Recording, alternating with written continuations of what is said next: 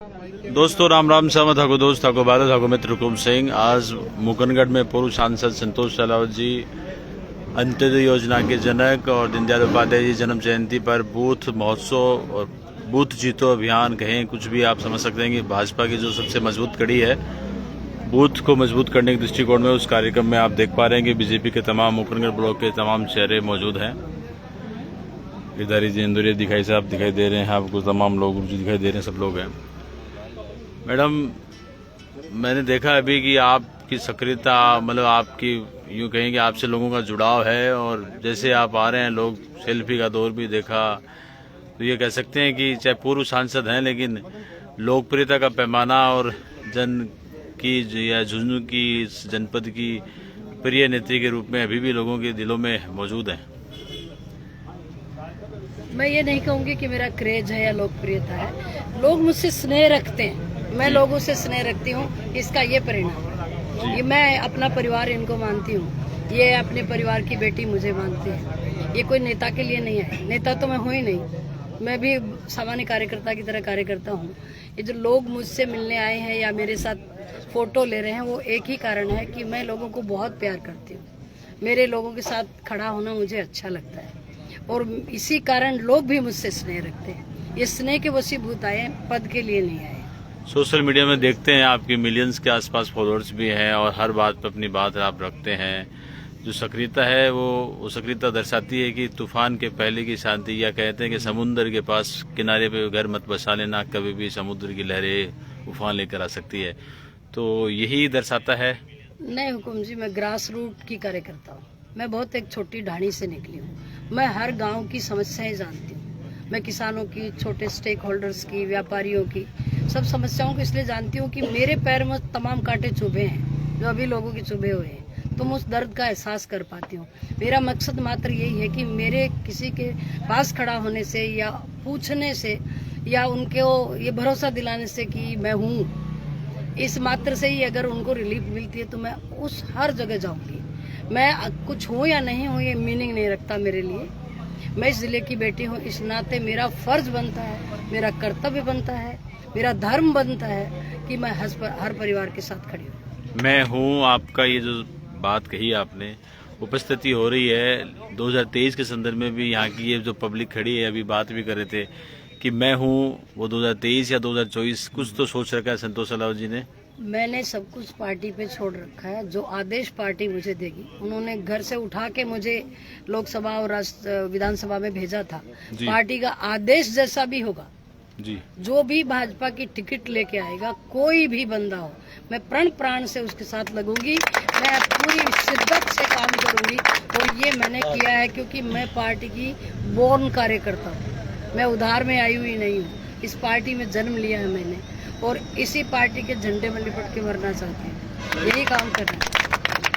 बहुत ही भावनात्मक चीजें होती है पार्टी के प्रति, और पार्टी में जब कहते हैं कि एक अल्प विराम लग जाता है उसके बाद में भी ये विचारधारा रहना, अपने आप को रखना और इसको साक्षात दर्शन के रूप में कार्यकर्ताओं के बीच में मौजूदगी रखना, तो कितना आसान होता है और कितना मुश्किल दौर होता है जब वो अल्प विराम लगा है और उस अल्प विराम से अब निकलने का समय आ रहा है। ये कैसा समय रहा है? नहीं, मैं विराम नहीं मानती इसको, अल्प विराम, अल्प विराम तो ये शायद देना ही नहीं चाह रहे होंगे शायद, क्यों? मैं टिकट कटना, मुझे नहीं मिलने को अल्प विराम नहीं मानती। कहीं न कहीं मुझे आत्ममंथन का समय मिला होगा और जो कमियां मुझ में पहले रही होंगी वो अब नहीं रहे, ये सोचने का मौका मिला होगा। ईश्वर ने क्या मालूम कि मुझे बेहतरीन काम करने के लिए ऐसा किया होगा। पार्टी जो सोचती है अच्छा सोचती है और पार्टी ने मुझे इतना दिया है कि मैंने जिसकी कल्पना कभी नहीं की थी। एक छोटे से गांव से निकलकर, एक सामान्य कार्यकर्ता से निकलकर लोकसभा में जाना मेरे लिए आसान बात नहीं थी, लेकिन ये जो कार्यकर्ता खड़े हैं, ये झुंझुनू जिले की जनता जो खड़ी है, उन्होंने मुझे ऐसे घराने के सामने जिताया जहां किसी ने सोचा नहीं था। और गांव की एक लड़की लोकसभा में जाती है, एक बहुत बड़े पॉलिटिकल फैमिली को शिकस्त देकर, ये मेरा बलबूता नहीं था, ये मेरा क्रेज नहीं था, ये इन कार्यकर्ताओं की सतत मेहनत थी जिनके बलबूते पे मैं पहुंची थी। और मैं आपको आपके माध्यम से तमाम मेरे उन कार्यकर्ताओं को, मेरे साथ रहने वाले लोगों को, मेरे आत्मीयजनों को ये कहना चाहती हूँ, मैं किसी पद की लालची कभी न थी न हूँ। मैं पार्टी के लिए काम इसलिए कर रही हूँ कि मेरा मन राष्ट्रवादी है। मेरे पिता स्वतंत्रता सेनानी से, मैंने तो नहीं लेकिन मेरी माँ और मेरे परिवार ने गुलामी का वो दौर देखा था, तो मैं सब वो करना चाहती हूँ जो हमने भुगता वो हमारे आने वाली पीढ़ियां नहीं भुगते, उनको अपने राष्ट्र पे गर्व हो, वो हर काम मैं हमेशा करूँगी। आपने कहा सोचने का समय दिया, जो अल्पविराम जो लगा, तो क्या मानते हैं उस दौर में कहीं ना कुछ कमियां, क्योंकि हर इंसान में कमियां रहती है, कहीं ना कहीं एक यूँ कहेंगे आसमान की तरफ चेहरा हो गया और अपने लोगों के बीच में वो दूरियां। ऑब्वियसली काम करने वाले से मिस्टेक्स होती है, जो घर बैठे गया उससे तो त्रुटियां भी नहीं होंगी। हर इंसान करता है त्रुटियां, और किसी ने ये भ्रांति पाल रखी है कि मैं त्रुटि करता ही नहीं हूँ, तो ये सही नहीं है। होती हैं और मुझसे भी हुई होंगी। मैंने प्रयास किया अच्छा करने के लिए। मैंने जिले के लिए बहुत अच्छे कार्य किए जो 75 ईयर्स में नहीं हुए थे। जैसे हमारे यहाँ जिले में एक भी राष्ट्रीय राजमार्ग नहीं था, आज के दिन 4 लेन सहित 7 राष्ट्रीय राजमार्ग हैं। तो वर्तमान में जो बन रहे हैं उस दौर के किए गए कार्यों का परिणाम है। और ट्रेन वापस चली, फिर सैनिक स्कूल, बहुत बड़ी एक तोहफा हमारे जिले को मिला जिसका मैंने प्रयास किया। मेरा एक सपना अधूरा रह गया। मैं चाहती थी कि यमुना के पानी में 10% हिस्सा जो राजस्थान का है उसमें झुंझुनू जिले को सिंचाई और पीने का पानी दोनों मिल जाता। काफी काम बेहतर हो गया था, लेकिन वो मेरा ड्रीम अधूरा रह गया। अभी भी जैसे उस पार्टी स्तर पर आप अपने प्रयासों से उस काम को आगे बढ़ा सकते हैं? नहीं, देखिए, लोकसभा में बैठकर ही उस काम को किया जा सकता है। मैं चिट्ठियां लिखूं, आज मैं लिख रही हूँ, मैं लगातार लगी हुई हूँ, 4 साल से मैं कोई बैठी नहीं हूँ। लेकिन वहाँ बात उठाना ही वो महत्वपूर्ण होता है। वो दूसरी उस दौर में जब आप थे तो 25 सांसदों में शीर्ष पर आते थे। वर्तमान में झुंझुनू को ईमानदारी से आज बता दीजिए, आज का तो दिन ऐसा ही है, कितना मतलब मानते हैं कि उससे कल्पना तुलना, मतलब वैसे तो आप कहेंगे कि पब्लिक करेगी, लेकिन संतोष सलाव जी आज के इस वर्तमान झुंझुनू सांसद की जो परफॉर्मेंस पे कितना नंबर देंगे? बिल्कुल किसी को नंबर देने के लिए मुझे डिप्यूट भगवान ने नहीं कर रखा है। मैं नहीं हूँ कि मैं किसी को नंबर दूं या किसी के नंबर काटूं।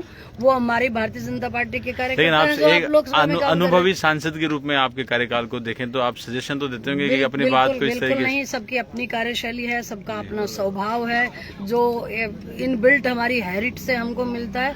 लेकिन कभी कभी ऐसा लगता होगा कि यहाँ ये चूक कर रहे हैं, यहाँ इनको बोलना चाहिए, ऐसा है। मैं किसी का आकलन कभी नहीं करती, मैं किसी पर टिप्पणी कभी नहीं करती। अब बात करें 2023 की, तो 2023 में जैसे वर्तमान के दौर में झुंझुनू जिले की बात करें तो हर जगह एक अलग संगठन खड़ा हो गया है। पार्टी चलिए मतलब अपनी मजबूती करती है, लेकिन बराबर के यूँ कहेंगे हर विधानसभा में कुछ ऐसे बराबर के संगठन के रूप में बराबर चेहरे आ गए हैं, तो देख सकते हैं पुराने वाले चेहरों के लिए कितना मुश्किल होता है ऐसे में। नहीं, पार्टी के नए हो चाहे पुराने हो, सब कार्यकर्ताओं को टिकट मारने का अधिकार है, कोई भी मांग सकता है। तो इसमें ये सोचने की बात नहीं है कि कोई नया आ गया, संगठन आ गया, ये आ गया, वो आ गया। वो चिंता वो नहीं करता जो मूल कार्यकर्ता है। उसका मकसद कभी भी ये नहीं होता कि उसको कुर्सी मिले, वो पार्टी का काम करता रहता है। और इसमें बुरा कोई मानता है तो गलत बात है। टिकट 1000 कार्यकर्ता मांगे। मेन बात कब है कि जब एक को मिल जाए तब सबको सारी बातें छोड़ के पूरी शिद्दत से काम करना चाहिए। पूर्व सांसद संतोष सलाव जी की पार्टी संगठन में तो काम कर रहे हैं, लेकिन पूर्व मुख्यमंत्री वसुंधरा जी से भी अच्छी तालमेल है, तो क्या मानते हैं कि पार्टी जैसे जो बात है वो तो आप कहेंगे कि पार्टी की जो तय करेंगे मोदी जी चेहरा वाले, उसके अलावा भी कुछ सोचते हैं कि आप एक अलग ये कहें कि कंपेयर करते हैं, पुराना अनुभव है मैडम वसुंधरा जी का, या फिर पार्टी संगठन की बात करेंगे आज के दिन आप? ये बहुत बड़ा सवाल आपने मुझसे पूछा जो मेरे अधिकार क्षेत्र का ही नहीं है। फिर भी पसंद आपकी पसंद किस क्या होगी? मेरी पसंद भारतीय जनता पार्टी, मेरी पसंद कमल का फूल, मेरी पसंद भारत भूमि। लास्ट पूरे ज्यादा इधर उधर की बातें न करके रक्षात्मक बातें नहीं चाहिए मुझे इधर उधर की बात।